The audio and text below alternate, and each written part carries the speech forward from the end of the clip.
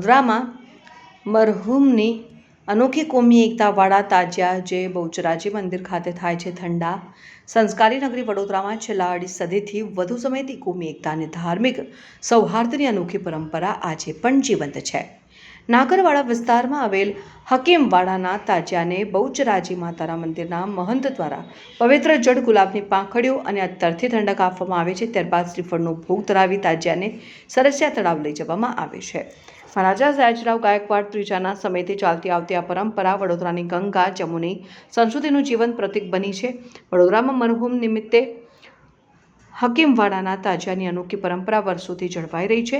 નાગરવાડા વિસ્તારમાં સ્થાપિત આ તાજિયાને બહુચરાજી માતાના મંદિરના મહંત દ્વારા પવિત્ર જળ ગુલાબની પાંખડીઓ અને અત્તરથી ઠંડક આપવામાં આવે છે।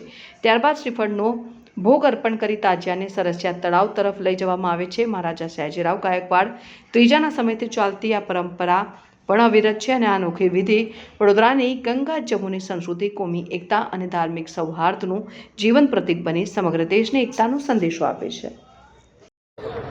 બોલો ગુજરાતી મને બોલો।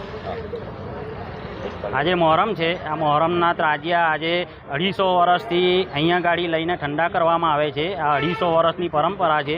અમારા હકીમ સાહેબ છે જે એ અમારા શ્રીમંત મહારાજાના હકીમ હતા ત્યારથી આ પરંપરા ચાલુ કરેલી છે। ત્યાં આજે 250 વર્ષથી પરંપરા ચાલુ આવી છે અને આ તાજિયાને બહુચરાજી મંદિરે ઠંડા કરવામાં આવે છે, પંચજળથી ઠંડા કરવામાં આવે છે અને પછી ગુલિસ્તાન એપાર્ટમેન્ટ લઈ જઈને એને દફનાવવામાં આવે છે। આ એક જ તાજિયા એવા છે જે ગુલિસ્તાન એપાર્ટમેન્ટ લઈ જઈને દફનાવવામાં આવે છે, બાકી બીજા બધા તાજિયાને ડૂબાડવામાં આવે છે।